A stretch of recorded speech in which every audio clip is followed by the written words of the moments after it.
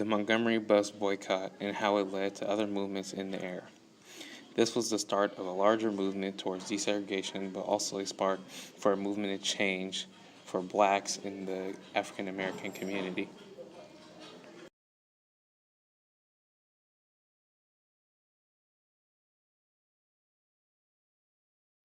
We all assume Rosa Parks was an innocent old woman who was tired, but that is not the case. Her church was having classes on how to be more of an activist and how to push forward the movement towards equality between African Americans and whites. And the help with groups like the NAACP were how Rosa Parks and her church were able to be more supportive.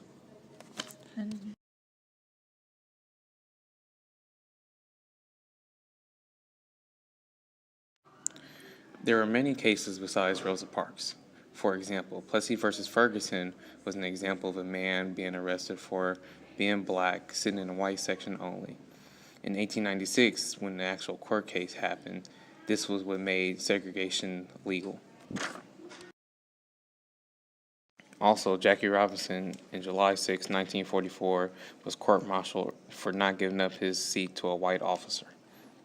Claudette Colvin was also arrested for resisting bus segregation, and she was also the first in March of 1955.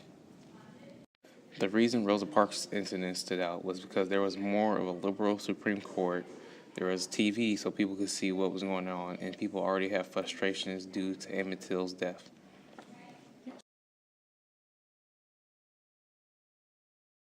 Was aware of the movement and knew the consequences of getting arrested. Her lawyer called the leader of a feminist group, and they decided that Parks was the perfect woman to build a movement around.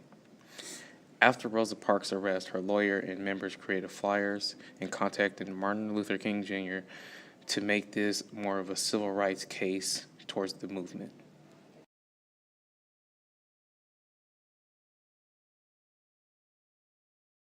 This boycott lasted 381 days, meaning African Americans had to find different ways on moving around, getting around town. Most people used their churches that had carpools organized, or some people would even use taxis.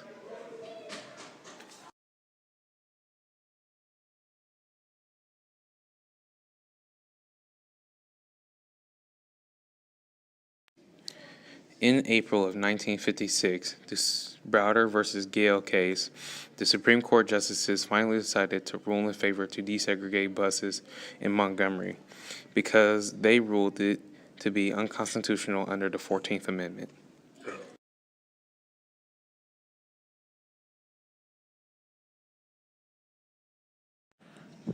This was the beginning of Martin Luther King Jr.'s success in the civil rights movement.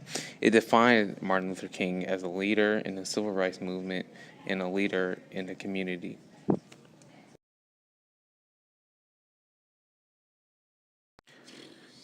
Martin Luther King Jr. helped in the civil rights movement and brought attention to the whole movement and later movements. One example was the Children's March in Birmingham, Alabama, May 1963, when over 1,000 children were practicing civil disobedience to push forward equality. Then in August of 1963, his March on Washington, where he gave his famous I Have a Dream speech, getting people motivated and trying to push for equality.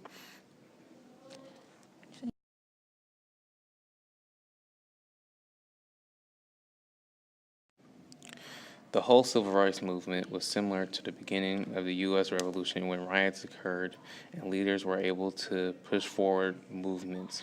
For example, like the Boston Massacre, when the U.S. revolts against British, founding fathers come out as leaders and begin the movement. In the end, the Montgomery bus boycott helped propel the civil rights movement.